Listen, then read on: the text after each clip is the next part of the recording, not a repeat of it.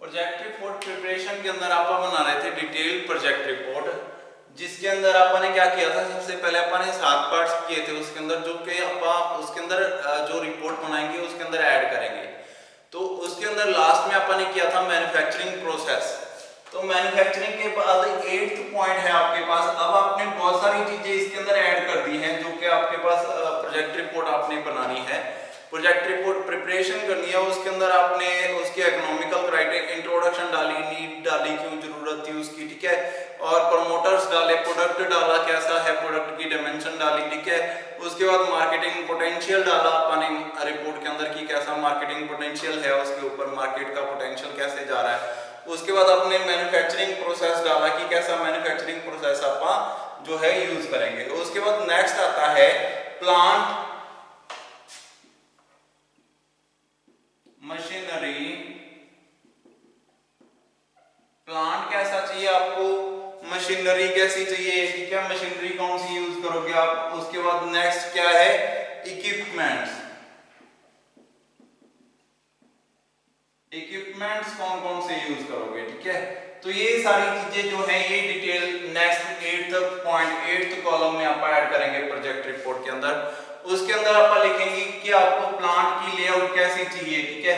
तो सबसे पहला आप क्या लिखेंगे, प्लांट लेआउट कैसी चाहिए, लेआउट के बारे में आप डिटेल देंगे, ठीक है। कवर्ड एंड अनकवर्ड एरिया के बारे में, कवर्ड एंड अनकवर्ड एरिया के बारे में डिटेल देंगे कि इतना अपने को कवर्ड चाहिए, इतना तो जो है उसके अंदर कुछ ना कुछ होना चाहिए, ऊपर छत होनी चाहिए, रूफ होनी चाहिए, इतना जो है वो अनकवर्ड चाहिए, कैसा कवर होना चाहिए उसके ऊपर, ठीक है।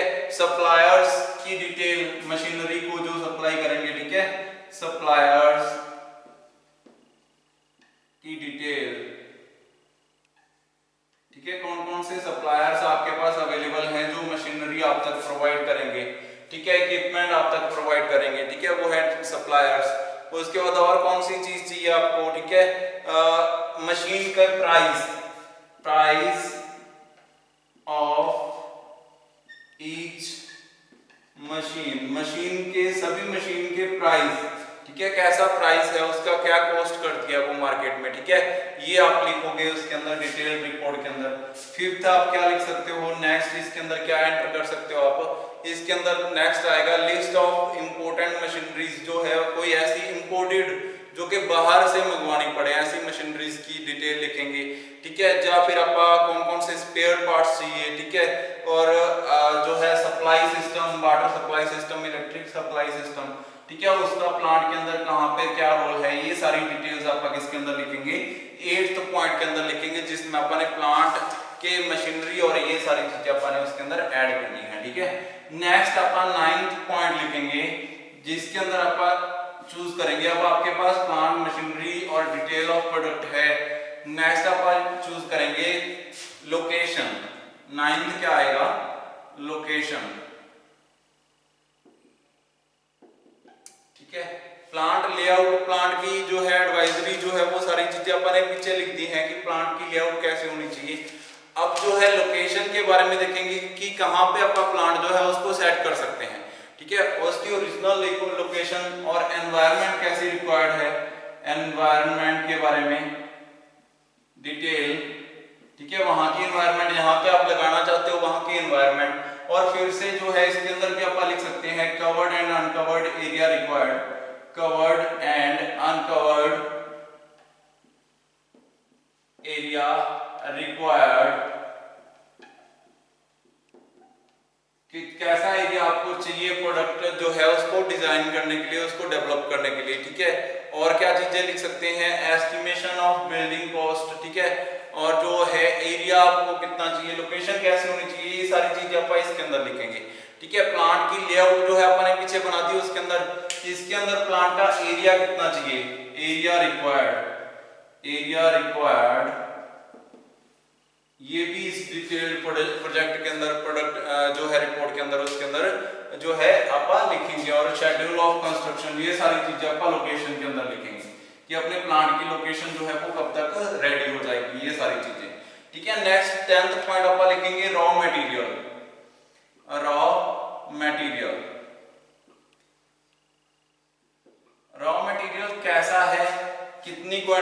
चाहिए, कहाँ से मिलेगा, ठीक है, ये सारी डिटेल अपन रॉ मटेरियल के अंदर लिखेंगे, ठीक है। जो है वेरियस रॉ मटेरियल रिक्वायर्ड, कैसे रॉ मटेरियल रिक्वायर्ड है, चाहिए हैं, ठीक है। सबसे पहले अपन डिटेल रिपोर्ट के अंदर ये लिखेंगे। दूसरा अपन क्या लिखेंगे, इसका प्राइस लिख सकते हैं कितना है, ठीक है। स्पेसिफिकेशन लिख सकते हैं, स्पेसिफिकेशन एंड अवेलेबिलिटी, कितनी क्वांटिटी में ये अवेलेबल है, ठीक है। स्पेसिफिकेशन क्या चाहिए और कितनी क्वांटिटी में ये अवेलेबल है, ये लिख सकते हैं आप। नेक्स्ट इसके अंदर क्या लिख सकते हैं, जो है उसका प्राइस कितना है, मैंने आपको बताया था कि प्राइस लिख सकते हैं आप, तो प्राइस लिखेंगे नेक्स्ट, ठीक है। नेक्स्ट क्या लिख सकते हैं, वो उसको लाने ले जाने का कॉस्ट कितना है, ठीक है। कॉस्ट जो है वो कितना पड़ेगा उसको अपनी इंडस्ट्री तक लेके आने के लिए, ये भी डिटेल के अंदर लिख सकते हैं, ठीक है। तो क्वांटिटी कितनी, मिनिमम ऑर्डर क्वांटिटी कितना रिक्वायर्ड है आपको, मिनिमम ऑर्डर क्वांटिटी, कितनी क्वांटिटी में आपको चाहिए, कितना मिनिमम ऑर्डर है आपके पास इसके लिए, ठीक है, कि कितना आपको कम से कम ऑर्डर देना ही पड़ेगा, ठीक है। ये सारी चीजें, ये सारी डिटेल आप किस में लिखोगे, रॉ मटेरियल के अंदर लिखोगे, ठीक है। नेक्स्ट आता है आपके पास रॉ मटेरियल के बाद आप क्या लिखोगे, management and technical staff required, ठीक है। नेक्स्ट आता है मैनेजमेंट एंड टेक्निकल, नेक्स्ट आप लिखोगे 11th point, management and technical staff जो कि रिक्वायर्ड है, ठीक है। कितना स्टाफ रिक्वायर्ड है, ठीक है, कितने पर्सन्स आपको चाहिए, हर मैनेजमेंट के अंदर कितने पर्सन्स चाहिए और जो है स्टाफ के अंदर कितने पर्सन चाहिए, ठीक है। तो मैनेजमेंट, सबसे पहले मैनेजमेंट के बारे में लिखोगे कि क्या क्या चीजें चाहिए मैनेजमेंट के अंदर। पहला पॉइंट स्टाफ रिक्वायर्ड लिखोगे, स्टाफ रिक्वायर्ड, उनकी क्वालिफिकेशन स्किल्स कितनी होनी चाहिए, स्किल्स ऑफ स्टाफ रिक्वायर्ड, कैसी स्किल्स होनी चाहिए, उनकी स्टडी लिखेंगे कि स्टडी कैसे चाहिए, ठीक है। उनका एक्सपीरियंस लिखेंगे कितना चाहिए उनके बारे में जो है, और जो चीजें अपन उनकी सैलरी वेजेस कितनी रखनी है उनकी, ये अपन सारी चीजें किसमें लिखेंगे, जो है स्टाफ के अंदर, ठीक है। इंसेंटिव्स एंड बोनस कैसे देंगे अपन उनको, ठीक है, सैलरी, इंसेंटिव एंड बोनस की डिटेल, ठीक है, ये आप उसके अंदर लिखेंगे, ठीक है। बोनस एंड इंसेंटिव क्या होते हैं, ये आप उन वर्कर्स को देते हैं जो अच्छा काम करते हैं, ठीक है। जो फिर कोई ना कोई ऐसा जो है फंक्शन आ गया, ठीक है, जिसके ऊपर आप उनको इंसेंटिव देते हैं, ठीक है। तो ये होते हैं इंसेंटिव एंड बोनसेस और सैलरी उनकी बेसिक पे, ठीक है। नेक्स्ट आते हैं आप, उसके बाद मैनेजमेंट के ऊपर लिख दिया अपने, उसके बाद लिखेंगे कॉस्ट ऑफ द प्रोजेक्ट, जो भी अपने प्रोजेक्ट डालना है उसकी कितनी कॉस्ट होगी, उसको कितना जो है टोटल लैंड की cost, cost of project, total cost लिखेंगे अपन, सारी कॉस्ट की डिटेल लिखेंगे। पहले अपन ने थोड़ी बहुत कॉस्ट मटेरियल की लिखी, अलग अलग लिखी सबकी, अब अपन इस सेशन में सारी चीजें एक साथ लिखेंगे कि टोटल प्रोजेक्ट के ऊपर कितना कॉस्ट खर्च होगी। तो सबसे पहले अपन लिखेंगे लैंड के बारे में, लैंड के ऊपर कितनी कॉस्ट खर्च हुई, उसके बाद मटेरियल के बारे में, ठीक है, इक्विपमेंट्स के बारे में, टेक्नोलॉजी के ऊपर, वो सारी चीजें जितनी भी कॉस्ट उसके अंदर लगी, ठीक है, बिल्डिंग, मशीनरी और इक्विपमेंट्स, ये सारे के ऊपर आपका जितनी कॉस्ट लगी वो लिखेंगे, ठीक है। ये दो चीजें लिख दी, उसके बाद और भी जितना भी खर्चा हो रहा है, ठीक है, टोटल कॉस्ट आप इसके अंदर लिखेंगे, ठीक है। Working capital, working capital required, कितनी वर्किंग कैपिटल आपको जरूरत है उसकी, ठीक है, ये भी आप किसमें लिखेंगे, कॉस्ट ऑफ प्रोजेक्ट के अंदर लिखेंगे, ठीक है। तो ये सारी क्या आ गई डिटेल प्रोजेक्ट आ गई कि कितने कैसे आपने जो है उसके ऊपर टोटल जो कितनी इन्वॉल्वमेंट है उसकी प्रोजेक्ट के अंदर, ठीक है। नेक्स्ट आप इसके अंदर लिखेंगे mode mode of finance, mode of finance, finance कैसे प्रोवाइड होगा आपको, ठीक है। फाइनेंस के लिए कौन कौन सी मेथड्स हैं आपके पास अवेलेबल, कैसे आपके पास पैसे आएंगे, ठीक है। उसके लिए आपको टर्म लोन्स मिलेंगे, वो उसकी डिटेल, टर्म लोन्स डिटेल, और दूसरा क्या है, सब्सिडी स्कीम्स ऑफ गवर्नमेंट, या कुछ भी प्रोमोटर कंट्रीब्यूशन, प्रोमोटर कंट्रीब्यूशन, आप जो प्रमोशन कर रहे हैं इसकी, ठीक है, जब आप खुद की प्रमोशन कर रहे हैं किसी और प्रोडक्ट की, अपने प्रोडक्ट के बेसिस पे, तो उनका क्या कंट्रीब्यूशन रहेगा इसके अंदर, ठीक है, शेयर्स का क्या रहेगा, ठीक है, वो सारी चीजें आप इसके अंदर डिटेल लिखेंगे मोड ऑफ फाइनेंस के अंदर।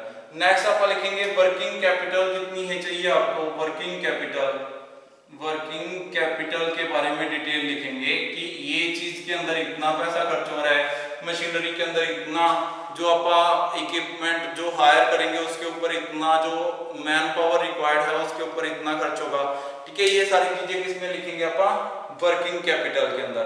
नेक्स्ट आप लिखेंगे मैन्युफैक्चरिंग कॉस्ट, ठीक है, टोटल कॉस्ट आ जाएगी इसके अंदर, वर्किंग कैपिटल आ जाएगी, उसके बाद मैन्युफैक्चरिंग कॉस्ट पर पीस लिखेंगे और प्रॉफिटेबिलिटी के बारे में डिटेल देंगे, ठीक है। नेक्स्ट आप लिखते हैं 15 प्रॉफिटेबिलिटी, इतना प्रॉफिट हो सकता है, ठीक है, ये डिटेल आप यहाँ पे लिखेंगे प्रॉफिटेबिलिटी, ठीक है, उस रिपोर्ट के इस सेशन के अंदर।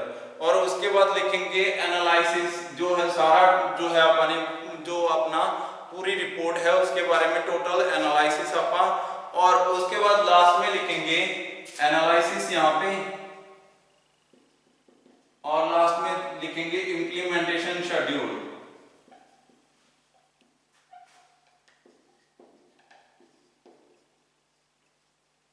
कब से कब तक अपन इसको इंप्लीमेंट करना है, कितना टाइम लगेगा इसको इंप्लीमेंट करने में, ठीक है।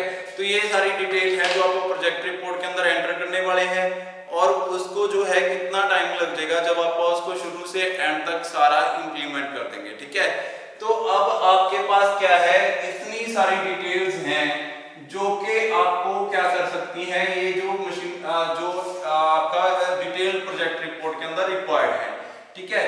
अब क्या होता है, कई बार डिटेल प्रोजेक्ट रिपोर्ट जो होती है वो सही नहीं रहती, उसके अंदर कुछ एरर्स आ जाती हैं, ठीक है, एरर्स आ जाती हैं, कुछ प्रॉब्लम्स आ जाती हैं, कुछ मिस्टेक्स रह जाती हैं, जिनको अपने को क्या करना होता है, जिनके ऊपर अपने को कंसंट्रेट करना होता है, ताकि जो डिटेल प्रोजेक्ट रिपोर्ट है वो सही बना सके आपका, ठीक है।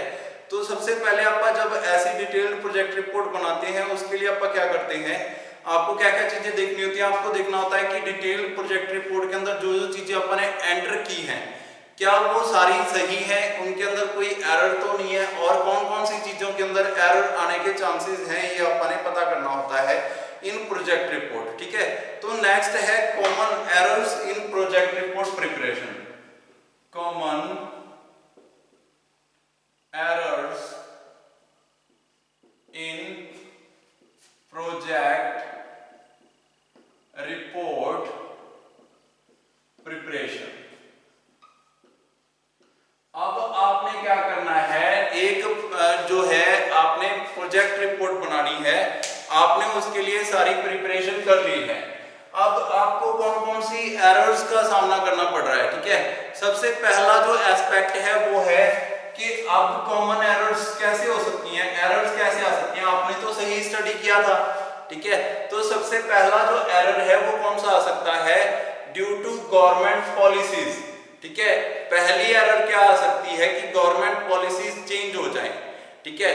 तो आपको हर चीज के ऊपर ध्यान देना होगा। अब आपको एरर किसी भी चीज में आ सकती है, आपकी एरर जो है वो इंट्रोडक्शन के अंदर आ सकती है, आपका ऑब्जेक्टिव गलत हो, ठीक है, ऑब्जेक्टिव सही ना हो, जो आप लिखना चाहते हो वो ना हो, ठीक है। जहाँ आपको क्या है कि जो डिटेल आपने बनाई है फाइनेंशियल डिटेल वो कुछ गड़बड़ हो जाए उसके अंदर, ठीक है। जहाँ कुछ एस्पेक्ट्स जो है वो कुछ और हो, फाइनेंशियल जो है आपका जो है वो चेंज हो जाए कुछ ना कुछ, ठीक है। जो है पॉलिसीज, फाइनेंशियल पॉलिसीज चेंज हो जाए, ठीक है, गवर्नमेंट चेंज हो जाए, तो उसके कारण जो है रिपोर्ट के अंदर एरर आ सकते हैं।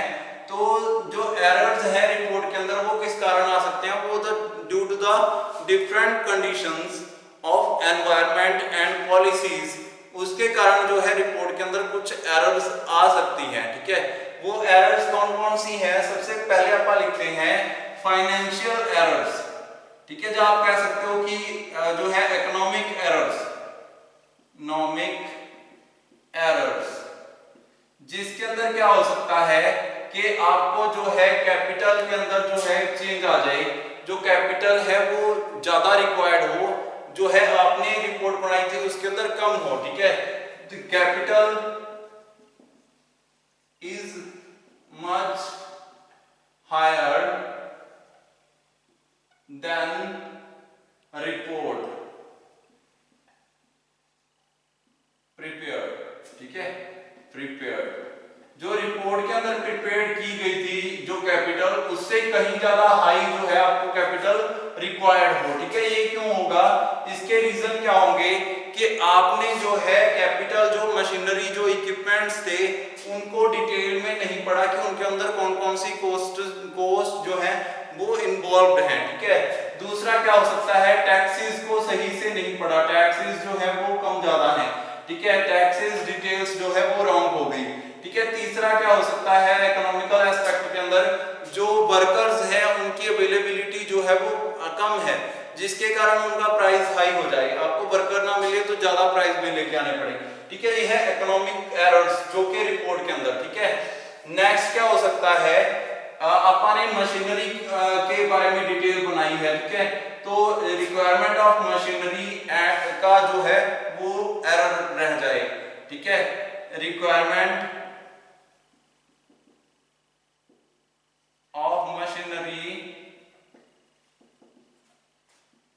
एरर, कौन कौन से एरर्स आ सकते हैं इस कंडीशन में कि जो मशीनरी है वो जो है आपको, जो आपने रिपोर्ट में बनाई थी उस मशीनरी से वो काम नहीं हो रहा जो आप करना चाहते हो। ठीक है, जितनी स्पीड से आप काम करवाना चाहते हो। ठीक है, तो मशीनरी जो है वो लैक रहेगी, आपने जितना रिपोर्ट बनाई थी उसके कारण lack of machinery in report.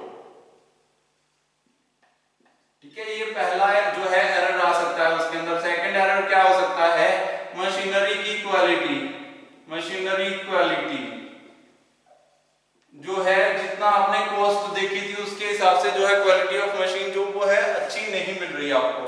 ठीक है, नेक्स्ट आप क्या डिसाइड करोगे मशीनरी के बारे में कि मशीनरी के ऊपर जो है कौन कौन से प्रोसेसेस चल सकते हैं, उसके अंदर कुछ एरर आ जाए।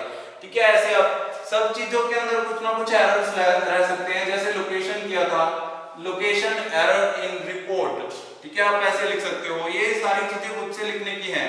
Location error in report, report के अंदर लोकेशन का एरर आ जाए। कैसे कि जो आपने रिपोर्ट बनाई है वो ड्यू टू एनवायरनमेंट एस्पेक्ट है। लोकेशन जो होती है, लोकेशन डिपेंड्स ऑन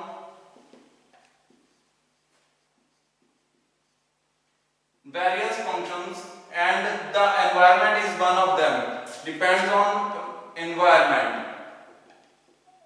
अब जो आपकी लोकेशन है वो बहुत सारे फैक्टर्स के ऊपर डिपेंड करती है और सबसे बड़ा है उसके अंदर एनवायरनमेंट। तो आपने एनवायरनमेंट को सही से स्टडी नहीं किया, जिसके कारण गर्मियों के अंदर आपके वर्कर्स को काम करने में दिक्कत आ गई और सर्दियों के अंदर क्या हो गया, उनको फिर से काम करने में दिक्कत आई। कभी तो आपके पास जो है कवर्ड एरिया ज्यादा चाहिए था, कभी अनकवर्ड एरिया ज्यादा चाहिए था। ठीक है, तो ये सारी चीजें कैसे होगी, ये ड्यू टू जो है एनवायरनमेंट चेंज के कारण यहाँ पे दिक्कत आई उसको। ठीक है, तो ऐसे आपके पास बहुत सारी जो है एरर्स, जो कॉमन एरर्स जो है वो रिपोर्ट्स के अंदर रह जाती हैं। ठीक है, रिपोर्ट के अंदर और क्या एरर रह सकती है, नेक्स्ट आप लिख सकते हो इसके अंदर इक्विपमेंट एरर। इक्विपमेंट जो है वो रिक्वायर्ड था, वैसा इक्विपमेंट आपको नहीं मिल रहा। और उससे नेक्स्ट आप क्या लिख सकते हो, मटेरियल। ठीक है, raw material, raw material availability error. ठीक है, जो है एरर जो है ये कैसे रह जाता है कि जो अवेलेबल मटेरियल है वो उतना क्वालिटी में अच्छा नहीं है जो कि अवेलेबल आपके पास था, जो आपने रिपोर्ट में बनाया था। ठीक है, जाओ उसके अंदर जो मटेरियल है उसकी क्वांटिटी उतनी नहीं है जितनी आपको रिक्वायर्ड होगी बाद में। ठीक है, जहां बाद में क्या हो गया, जो क्वांटिटी रिक्वायर्ड है वो इंक्रीज होगी लेकिन रॉ मटेरियल उतना ही रहेगा आपके पास। ठीक है, ये सारी चीजें जो है एरर्स रह जाती हैं, कैलकुलेशन एरर्स, कैलकुलेशन एरर्स। ठीक है, तो इसके अंदर क्या हो सकता है, टोटल कैपिटल कैलकुलेशन एरर, ठीक है, टोटल फाइनेंशियल जो है हेल्प एरर, ठीक है, जो टोटल स्टाफ रिक्वायर्ड एरर, ठीक है, तो ऐसी कैलकुलेशन के अंदर एरर्स रह जाएगी, वो भी दिक्कत करती हैं बाद में जाके। ठीक है, तो ऐसी बहुत सारी एरर्स हैं जो प्रोजेक्ट रिपोर्ट जब आप प्रिपेयर करते हैं उसके अंदर रह जाती हैं। ठीक है, तो अपन नेक्स्ट लेक्चर के अंदर आगे पढ़ेंगे। अब अपन ने आज के लेक्चर में पढ़ा कि कैसे आप जो है डिटेल प्रोजेक्ट रिपोर्ट बना सकते हो, उसके अंदर कौन कौन सी चीजें ऐड कर सकते हैं आप और कौन कौन सी चीजें और जो है इन्वॉल्व होती हैं उसके अंदर। उसके बाद अपन ने पढ़ा कि कॉमन एरर्स कौन कौन सी हैं जो अपन अपने को स्टडी करना होता है। कॉमन एरर्स के अंदर जो चीजें हैं वो सारी आप रिपोर्ट आप खुद प्रिपेयर कर रहे हो। ठीक है, तो उसके अंदर आपको पता है कि एरर्स कौन कौन सी रह सकती हैं। ठीक है, आपको खुद से सोचना होगा, जैसे कि आपके पास जो है प्रोजेक्ट रिपोर्ट आपने बनाई, उसके अंदर आपने क्या किया, जो है डिटेल बना दी, कोई चीज मिसिंग रह गई। ठीक है, कुछ चीज आप लिखना भूल गए, ये भी एक एरर है। ठीक है, जैसे कि आपने कोई डिटेल बनाई ही नहीं, कुछ एनालिसिस किया, डिटेल्ड एनालिसिस किया, फाइनेंशियल डिटेल एनालिसिस, उस एनालिसिस के अंदर कुछ प्रॉब्लम रहेगी, वो भी एरर है। टोटल कैलकुलेशन मैंने आपको बताया, उसके अंदर एरर रहेगी, वो भी एरर है। ठीक है, जब आपने कुछ ऐसा जो है मिस प्रिंट हो गया जिसकी वजह से कुछ ना कुछ प्रॉब्लम आ गया आगे चल के, वो भी एरर है। ठीक है, तो एरर्स ये रह सकते हैं, या कुछ उसकी लैंग्वेज ऐसी हो जो कि समझ में ना आए किसी और को, तो वो भी एक एरर है। तो ऐसे एरर्स जो बहुत सारे तरीके के एरर्स हैं जो आप लिख सकते हो खुद से कि कैसे जो है ये वर्क करता है डिटेल प्रोजेक्ट रिपोर्ट, और इसके अंदर कौन कौन सी चीजें आपको इन्वॉल्व करनी होगी जिससे क्या हो ये रिपोर्ट बेहतर से बेहतर बन सके। ठीक है, तो प्रिलिमिनरी प्रोजेक्ट रिपोर्ट और डिटेल प्रोजेक्ट रिपोर्ट इतना ही है, और इसके अंदर कौन कौन सी चीजें इन्वॉल्व हैं वो सारी चीजें मैंने आपको बता दी। अब अपन इसके बारे में कुछ एक आधा एग्जांपल होगा तो वो कर लेंगे, अदरवाइज अपन इसके बारे में पढ़ना है। एरर्स आपको सारे करवा दिए कि कैसे करने हैं। ठीक है, प्रिलिमिनरी प्रोजेक्ट रिपोर्ट जिसके अंदर बेसिक्स हो कि कैसी मशीनरी कितनी और कब, ठीक है, ये चीजें मेन चीजें हो उसके अंदर। ठीक है, कौन सा मटेरियल, कैसे मैन पावर आपको चाहिए। ठीक है, वो सारी चीजें आप उसके अंदर लिखोगे। लेकिन जब उसको डिटेल में पढ़ोगे कि फाइनेंशियल हेल्प ऐसे मिल सकती है, प्रमोटर्स ऐसे मिलेंगे, ठीक है, यूनिट कैसी होगी आपकी, उसके बारे में जब आप डिटेल में करेंगे उसको आप बोलते हैं जो आपकी डिटेल प्रोजेक्ट रिपोर्ट है। ठीक है, तो दोनों के बारे में डिटेल में पढ़ना है आपने। नेक्स्ट लेक्चर के अंदर आप इससे आगे करेंगे। आज के लेक्चर में इतना ही। Thank you.